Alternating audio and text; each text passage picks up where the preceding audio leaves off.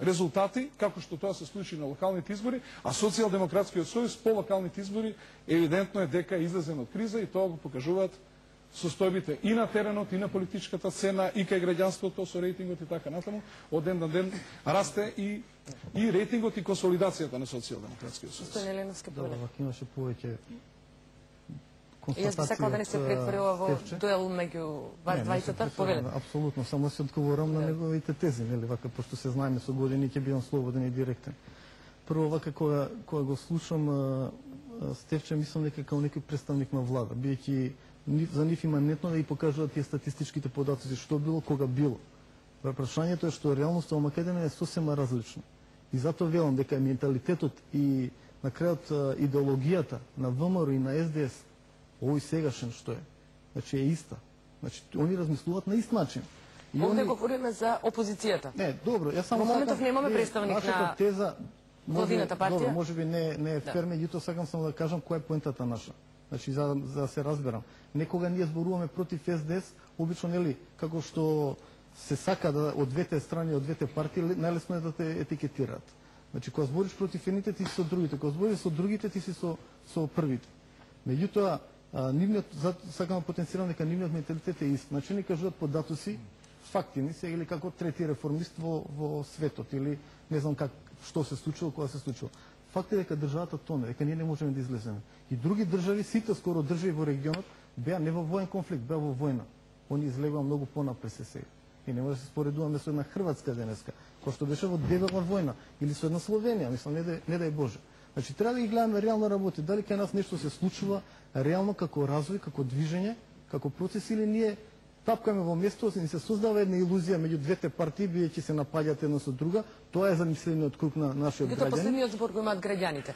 Значи, јас го респектирам. Само да докажам, ако може, се извинувам. Значи, бориме дека ние живееме во илузија, бидејќи пропагандата на двете структури е толку јака да трети многу тешко обстојуваат. Тешко се обстојува, но истина тоа е факт денеска во Македонија, посебно во ова време. Меѓутоа, тоа не дава за право некој поради таа сила што стои позади него, а ја кажам дека е олигархиска, дека може да ги искривоколчува работи какви што не се. Ја точно нека сум учествувал во влада, меѓутоа не во оваа влада. Во таа влада која што учествував јас, еден скандал немаше за 2 години. Сега гледаме скандали на секој чекор. Во таа влада, на крај, поради таквото работење, победата на ВМРО, ДПМН... Хеликоптерот падна во ваше време. А што е битно хеликоптер? Како не е битно?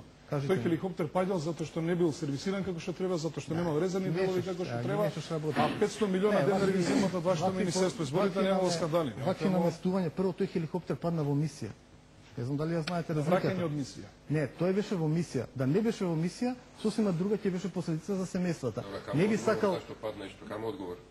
Кој треба да е лошо сервисирање? Јас мислам дека странивме затоа реков, основната тема. Они едните и другите се служат со овакви прашања, мислам. Што има врска со дебат со Леновски, јас изнесов факти.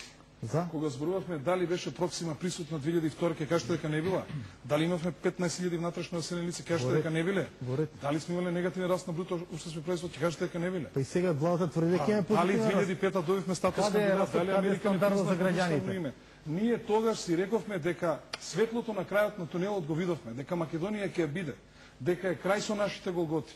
Од тогаш па најамо вие влеговте од таа влада, еве што се случува.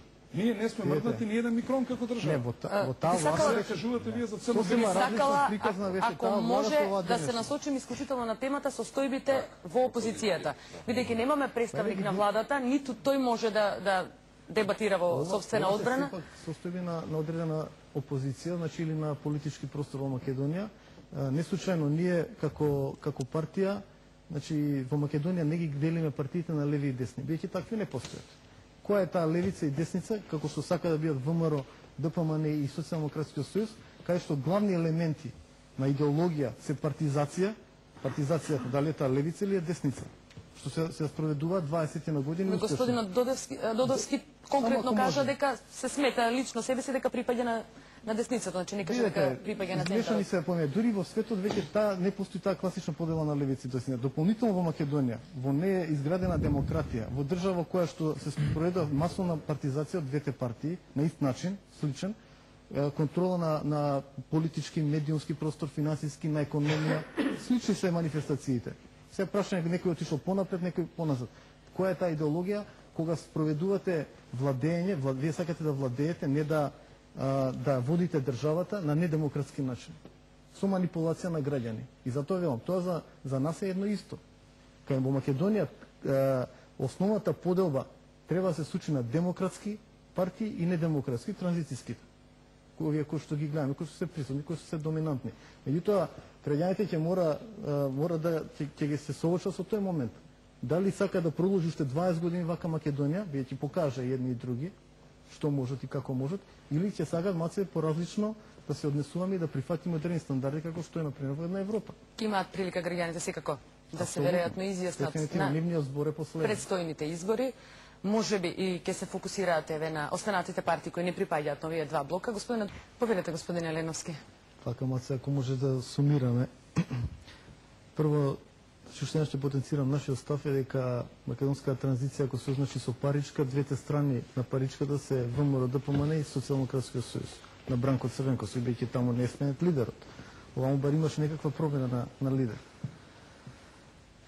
И доколку потенцираме, вака продолжиме да функционираме како што се наметна одредена дебата, вие можете да направите анализа, например, на што се сведе дебатот или резултатот за Македонија во овие 6-7 месеци од 2010. Значи имавме Скопје 2014, јака дебата, имавме обид за уставни промени и имавме инцидентот. Значи ништо реално, значи само магла за народ, двете партии како да се караат, можем се караат меѓу себе, а уствари на тој начин баш апсолутно екзистира црниот-белиот свет. Јас сега морам да зборам за Црвенковски или за Груевски. А не слушнавме никаква платформа. Ние точно дека целата паѓање на власта. И то кој е планот за понатаму? Секако и на таа тема имаме, се разбира, прашања. Не. Вие не знаете што ќе понуди избор, нема изборна коалиција. Вие за која програма зашто кажувате дека Црвенковски е политички мртов или за која програма вие не сте слушнале програмата? Може само да.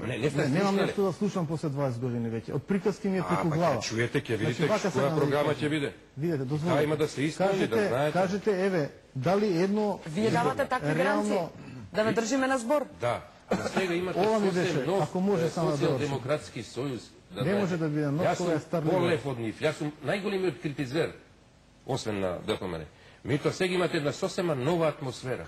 Еден сосем нов Црвенковски, едно сосема ново раководство. Сега е една клима. Не можам да ве разберам. Не. Како нов? Како може само. Прочитате програмата на опозициониот фронт и ќе видите изборната, кој ќе дојде време, ќе ја прочитате. И ќе видите што представува Црвенковски затоа што пази, е лесно да напаѓаш. Меѓутоа треба да кажеш што ќе превземеш. Затоа јас кажав една работа. Многу тешко ќе биде. Со големо задоволство Груевски ќе си замине и гледа на кој начин. Меѓутоа што ќе остави? Ја ќе кажам, без 3 милиарди заем, тоа не може да функционира. Значи, идната власт, идната која е неминовна, идниот премиер, а кој рече дека Црвенковски ќе биде премиер, извинете, друже Стефче, кажа